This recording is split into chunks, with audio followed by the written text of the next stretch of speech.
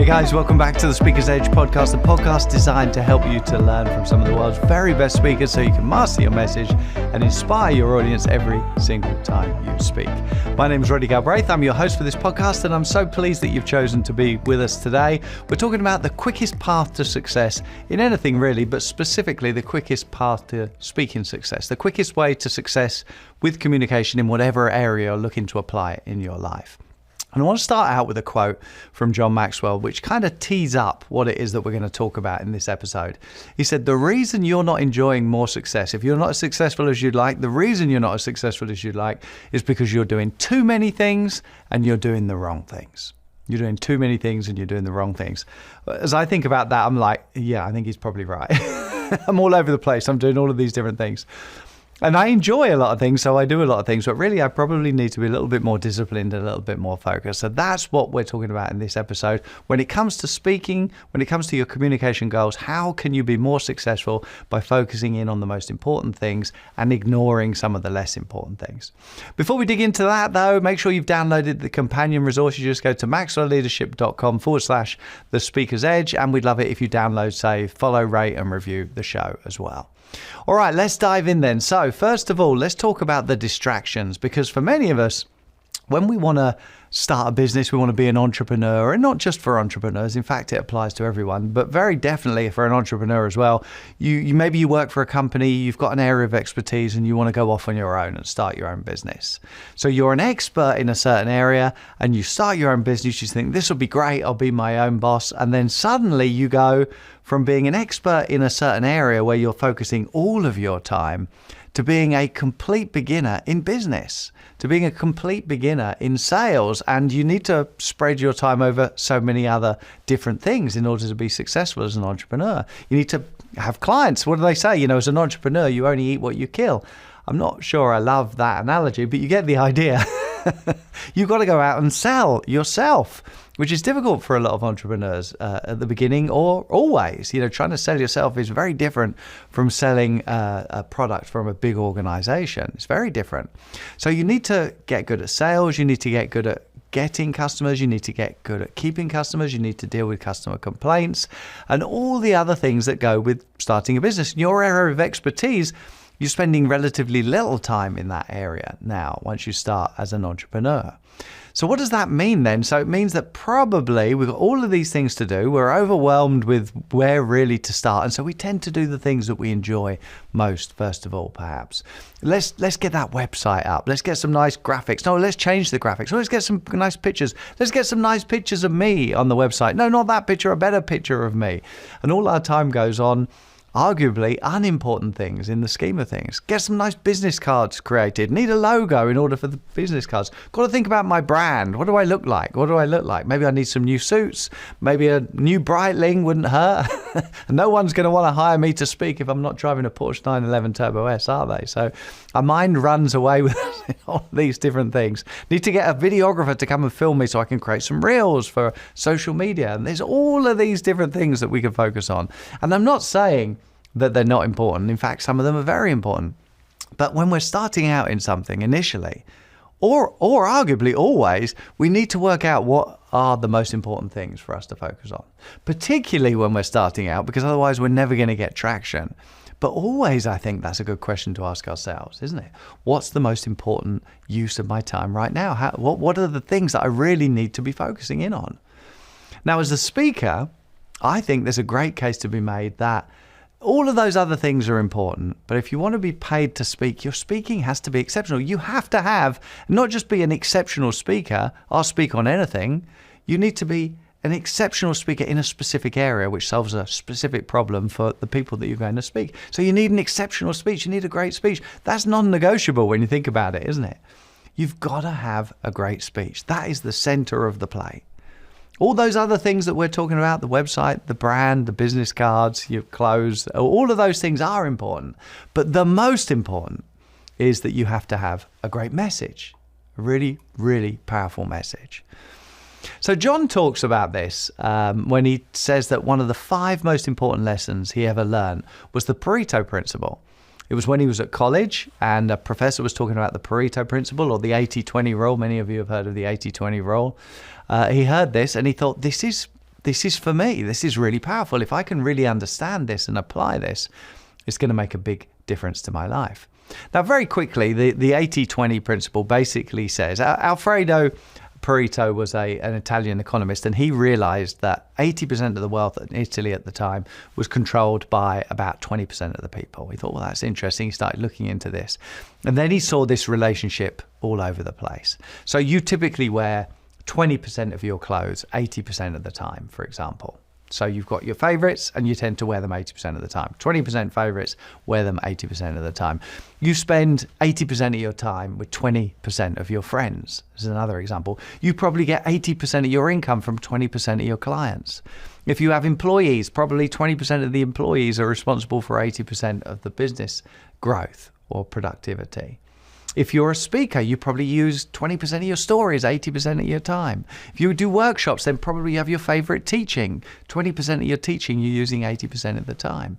If you do webinars, you're probably using 20% of your webinar 80% of the time. And on it goes. It applies everywhere when you start looking at it. But John says, interestingly, it also applies to your activities, how you use your time. How you use your time. Now, I think we probably all would agree that time is our most precious resource, isn't it? Time is our most precious resource. And so that makes using our time, the skill of what we focus our time on, how we use our time must be at least one of our most important skills to develop, surely. Prioritizing our time or prioritizing our activities within that time more accurately has to be one of the most important skills we can develop. And so a great question to really zero in on this is, what is the most important use of my time right now? What's the most important use of my time right now? That helps you focus in on the key things that you really ought to be working on. Not necessarily the most urgent, but the most important. What's the most important use of my time right now? Ivy Lee, over 100 years ago now, he had a method of productivity where he'd say, what you do is the night before, you write down the 6 most important things that you need to do the following day. No more than 6, just 6 things, the most important things that you need to get done the following day. Before you go to bed, you write them down and then you put them in order of priority. 1 being the most important, 6 being the least important. And then they're in order of priority. And he said, when you wake up in the morning, you start on number 1 and you don't stop until it's done. You keep going, don't stop until it's done. And then when it is done, you move on to number 2 and you don't stop on number 2 until it's completed. And then you move on to the next one. Now, interestingly, 1 out of 6, the most important 1 out of 6, that's about 17% roughly, isn't it? Not quite 20%, but it's the most important one at the top of the list of just 6 that you're going to achieve that day. Any that aren't completed, of course, you're going to follow on to the next day. And he said, go through and do them all. Now, what I love about the way John explains this is he's saying, well, not all of these activities are going to give you an equal return, of course. So if you put them in order of priority, all of the things that you need to do today, list out, let's say there's 10 of them, 10 things that need to be done in the day, put them in order of priority. The top 2 is 20%. The top 2 is 20%. And John says those 2 activities at the top, the 20%, is going to give us an 80% return for the day. An 80% return for just those 2 activities. And even if we did all the other 8 activities, they're only ever going to give us a 20% return. So nothing like the same amount of return, in fact, a quarter of the return for working on all the other things. Whereas if we just focus on the most important things, it's going to be 4 times bigger return than all the others put together. So significantly more productive for us to work on the most important things. Now, it doesn't matter which ones you enjoy. It doesn't matter which ones are the easiest to complete. It doesn't matter which ones you could knock off quickly. It doesn't matter which ones are convenient or inconvenient. You start with the most important activity and stick with it until it's done. And then you don't even really need to do the other less important things. Maybe somebody else could do those. Maybe you could find someone to delegate some of those things to. But you're focusing on the most important things. You're focusing on the 20% that's going to give you the 80% return. So when we're talking about successful speaking, where do we focus? Well, I think we need to focus on the most important things, as we just said. And for speaking, it depends what the most important thing is. But initially, at least, let's keep the center of the plate, if it's speaking, what we're going to speak on. Our keynote, or our signature story, or our lunch and learn, our message, our presentation, whatever it is, that's the most important thing. Everything else is trimmings around that. That's the most important thing. So if you're a keynote speaker, you have to have a great product. You have to have a great keynote. It's non-negotiable. That's the most important place for you to start. Steve Seaboard said that if you want to get paid as a professional speaker, don't turn up with an amateur presentation, an amateur performance. It's not going to work. John says people don't pay for average. You've got to be unusually good and focusing in on one area, one great keynote. Start with that. That's your product. Now, maybe you're speaking for sales success, in which case your sales presentation is what you need to work on, isn't it? That's the center of the plate. That's the main thing. Everything else is trimmings. If you're going for an interview, then you want to have great answers to questions that you're likely to be asked. You want to have great presentations about yourself. You are presenting yourself. So you want to get very good at that. If it's a lunch and learn, the same thing. It's your presentation. That's where the magic is. That's where the success or failure is going to lie.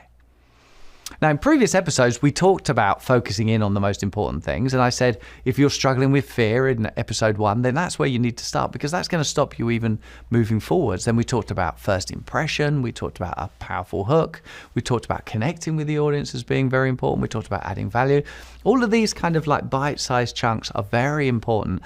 Today, I want to take like a step back and look at it from a more of a holistic perspective, and look at it from give you a practical approach to generally where do I need to focus. And I think it's your keynote, it's your signature story, it's your presentation, whatever that is.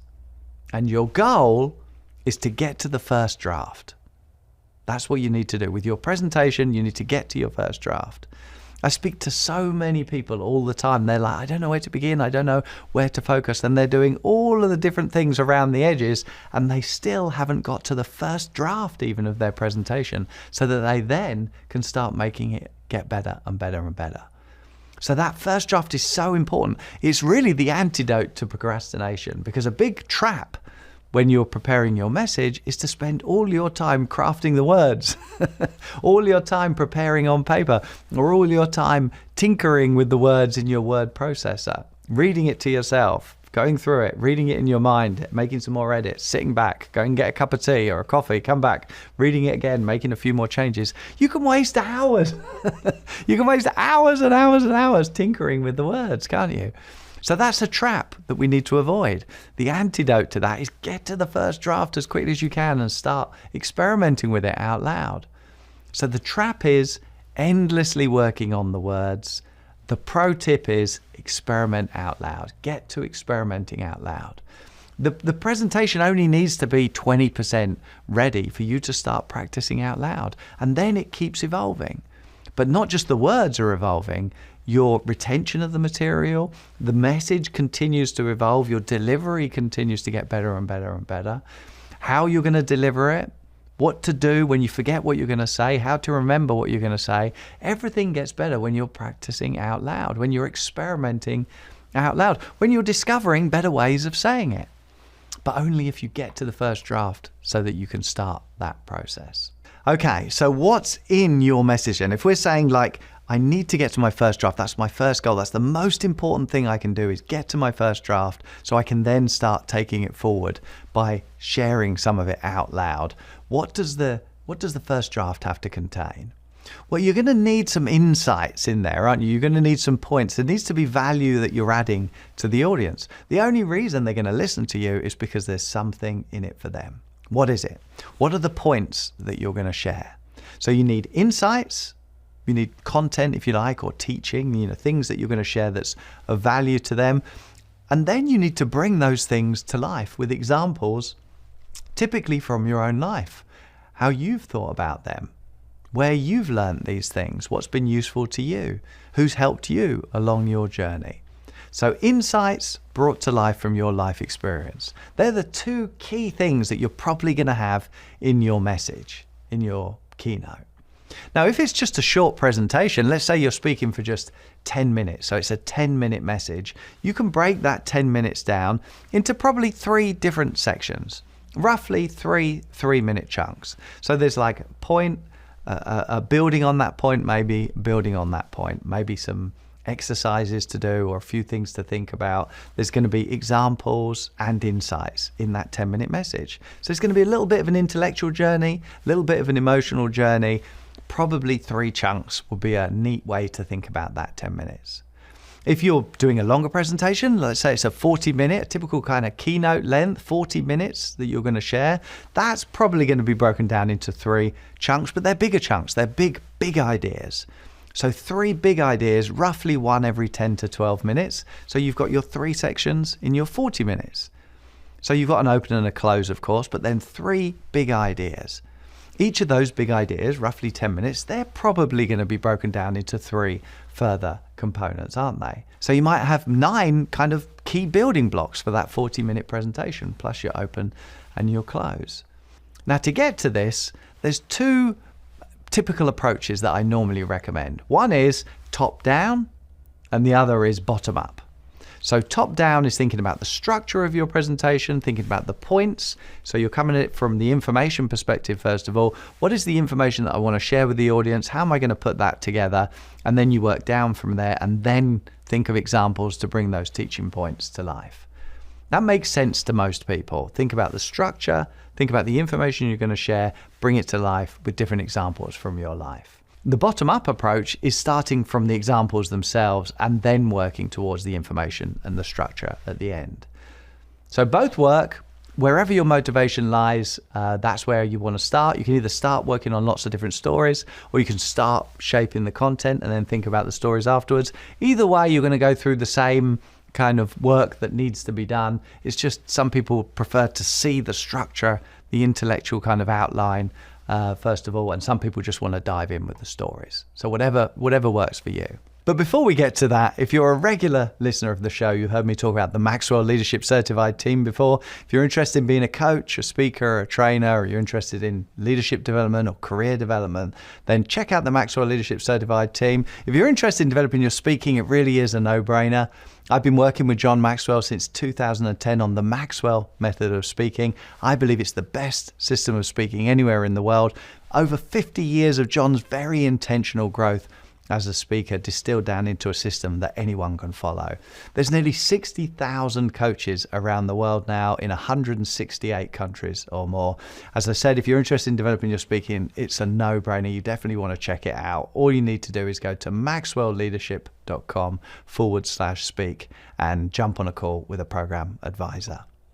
All right, so let's look at the top down. Now, this is the easiest, the top down approach to putting together your keynote, which is the key area that you want to focus. So top down, really you're asking yourself, what is the intellectual journey that I want to take the audience on? What are they going to learn? What are they going to learn from listening to me for 10 minutes, 20 minutes, 40 minutes, however long you have? So one big idea every 10 minutes, and then break that down into one smaller idea every 3 minutes, and ask yourself from that, how are they going to be better at the end? What is my talk going to do for them? Not what is it about, not what is it, but what is it going to do for them? What is the transformation that they're going to experience if they listen to me for 40 minutes? That's the top-down approach.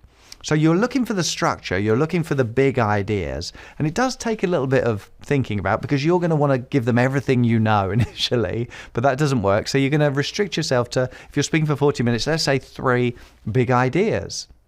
And then break those down. So if you're doing a personal growth speech, for example, then maybe you start with your comfort zone. If you're stuck, you're probably stuck in your comfort zone. So you talk about the comfort zone. That could be big idea number 1, the comfort zone. Big idea number 2 then might be, well, why are you stuck in your comfort zone? Because of fear.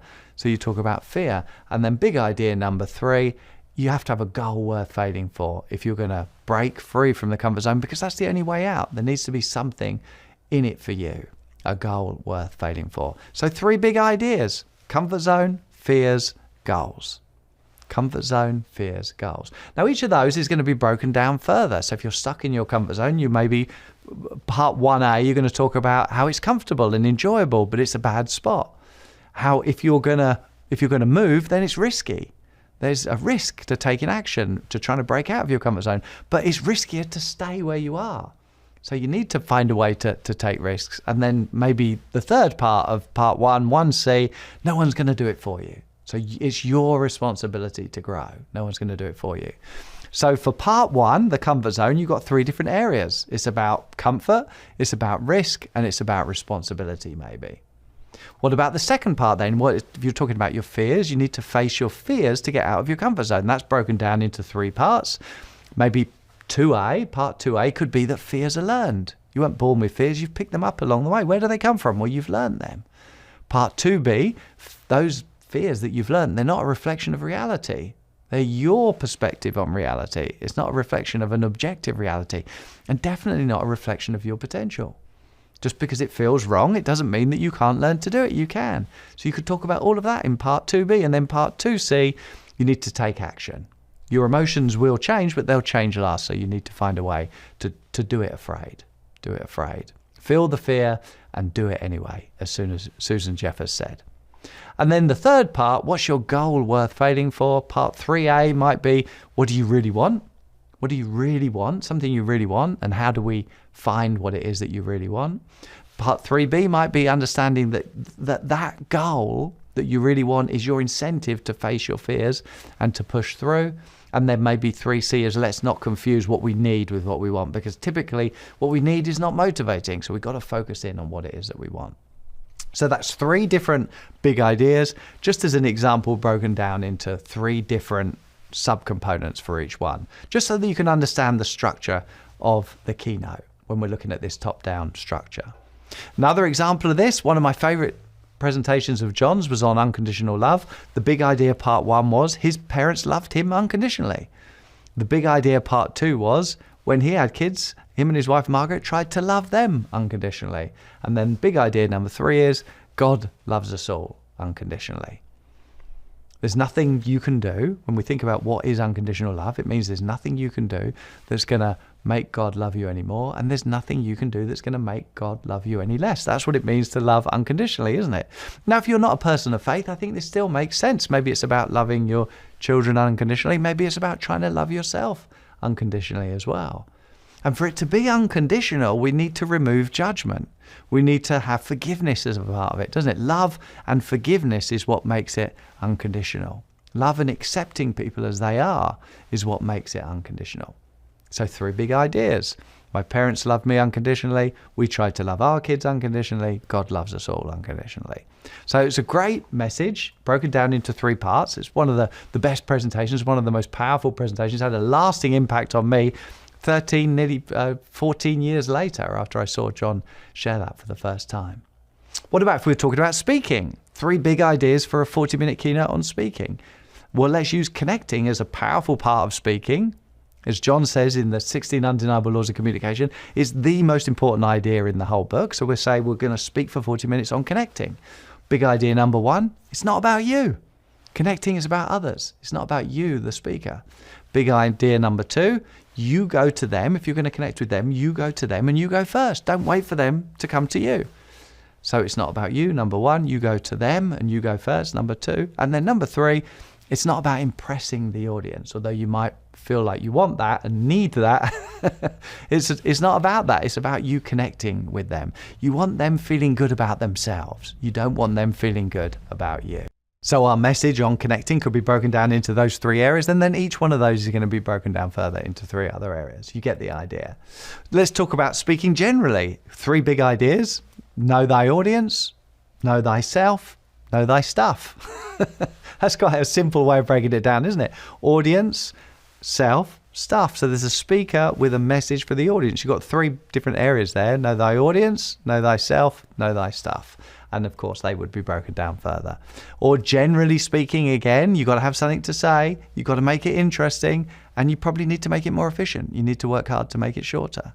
So you can see that we can take a topic, and we can't tell them everything we want to know, but we can pick 3 big ideas that make sense and then break those down further. And then we're going to bring them to life with examples from our own life. One more simple example, again, for speaking. people will pay more for entertainment than they will for education. This is a big idea that it takes a lot of people a while to get used to when they first think about wanting to be a speaker, because they think it's all about the information. But people will pay more for entertainment than they will for education. Big idea number one. Number two, people don't pay for average. People don't pay for average, so you've got to be unusually good. You've got to do better than being average. So people will pay more for entertainment than they will for education, and people don't pay for average, so you've got to be good. And then you've got to work hard, but you must keep the magic of the first time. So you're going to work hard, you're going to practice, you're going to experiment, you're going to discover the best way of saying it, but you've got to keep the magic of the first time, even so. So 3 big ideas. People will pay more for entertainment than education. People don't pay for average, and you've got to work hard, but you've got to keep the magic of the first time. And then, no matter what structure you pick, you have the structure, you have those big ideas, you have the points and the subpoints, and you bring each one to life with examples, stories, and illustrations from your own life. Now, when we talk about it like this at a high level, and I'm sharing ideas that I've been thinking about for 20 years, I've been working with countless thousands of people individually on their stories, and we've brainstormed sometimes for hours, sometimes for days, on what is the best way to distill it down to those 3 different things. It sounds easier than it actually is. You're probably going to struggle with this initially. You're probably going to spend quite a bit of time trying to work out, what is it I'm trying to say? I've got so many things to say. I've got all of these chapters in my book. I've got all of this great stuff. They need all of this. Well, we need to be very disciplined and just pick 3 big ideas and then break those down perhaps into subcomponents. 9 times out of 10, generally speaking. So we need to try and simplify it. It's going to take you time to do that. It's going to take you a while to experiment, to work out what those ideas are. And that's okay. That's normal for everyone. So just be patient with yourself. Be kind with yourself. You don't need to get it right first time. Just the process of going through that and getting used to what it is you're going to say, and the best way of saying it is going to help you get better as a speaker. It's going to help you be bulletproof in front of your audience as you're working out what it is you're trying to say. All right, so finally then, that's the top-down approach. Now let's quickly look at the bottom-up approach. I think this is the best way, personally, because the most important part of a presentation normally, of course the content is important, but that tends to be easier for people to work on.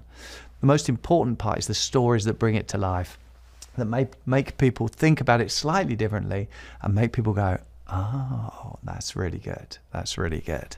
So the stories are typically the trickiest bit for most people. And so I think working on the stories, any stories you can find, all of the stories you can think of, anything that's happened to you, anything that happens to you that you see in real time, working on those building blocks is a great place to start. Now, in working with thousands and thousands of people over the last 20 years, as I said, I found that some people lose their way if they just focus on the stories because they don't know how it's all going to fit together. So working on that structure as well really helps them. So in practice, jumping between the two, collecting stories as a way of life, working on stories, different examples, working on those building blocks, and then offering them up to a structure that you've put together and jumping between the two, top down and bottom up, seems to work best for most people most of the time. So working on the building blocks, normally they're personal stories. They could be other types of stories. They could be jokes. They could be teaching pieces. They could be exercises, icebreakers, examples and illustrations of all different kinds. Whatever you think is the best way for you to bring your material to life, working on those is a great way to go about building your keynote, because as you've got enough kind of building blocks, you can put them together in different ways. So it's almost like beads on a necklace, let's say. You're working on lots of different beads, and then you can thread them together in different ways. You can put lots of beads together for a longer necklace, longer presentation, or you can put just a few beads. You can change the order. You can put different types of beads together, or you can mix them up. You've got options if you've got lots of building blocks, basically. You can assemble them then in any way you want. So collecting anything interesting is a great approach. Anything that happens to you, collect it if you think it's interesting. Don't decide how you're going to use it then, decide later. As you remember things that happen to you, remember, none of us are bright enough to remember everything we know. So as we remember things, then we can write those down as well, and then we can work on them. And if we can get some kind of consistency in always working on different stories, then we're always developing our material, and then our best bits are going to keep getting better and better and better. And it's our best bits that we typically want to use in our keynotes. So if you're not making progress with your speaking, are you distracted? Maybe that's a great question to ask yourself. Am I distracted? A way to kind of solve that distraction is to ask yourself, what is the best use of my time right now? What's the best use of my time right now? And then follow those 4 simple steps to put into action your most efficient use of your time. Number 1, list out all of the things that you need to do today. List out all of the things that you need to do today. As Ivy Lee said, if you do it the night before, even better, because it gives your subconscious a chance to think about it overnight. Write out all of the things you need to do, and then step 2, put them in order of priority. Think about it so that you are working out which one is the most important. Number 1 is the most important at the top of the list. Number 10 is the least important at the bottom of the list. Then you're going to start at the top the next morning or that day. Start with the most important one. Start at the top of the list. Start with number 1, step 3, and then step 4, stick at it until it's done. Stick at it until it's done. When it's done, you can move on to the next one. And with John's list of 10 and 80-20, you're going to get a disproportionate return for working on the top 2, which is your motivation to stick at them until they're done. And everything else is going to give you a significantly smaller return. If we were always working on the top 20%, the most important things, then we're going to be at least 4 times more efficient than if we're doing the other things, all of the other things. And it doesn't matter which ones we enjoy. It doesn't matter which ones are the easiest to do or the quickest to knock off. We start with the most important and stick at it until it's done. And with speaking, remember, we want to get that first draft of our keynote, our message, our signature story, so that we can start practicing out loud and it can keep evolving. So that's it for this week. I hope you found that useful. Don't forget to download our companion guide. You just go to maxwellleadership.com/The Speaker's Edge. Communication is the most important skill you can develop. It is a learnable skill, so keep learning, keep developing. You'll learn to master your message and inspire your audience every single time you speak. Thanks for listening today. I look forward to seeing you real soon in the next episode. Lots of love. Bye-bye. God bless.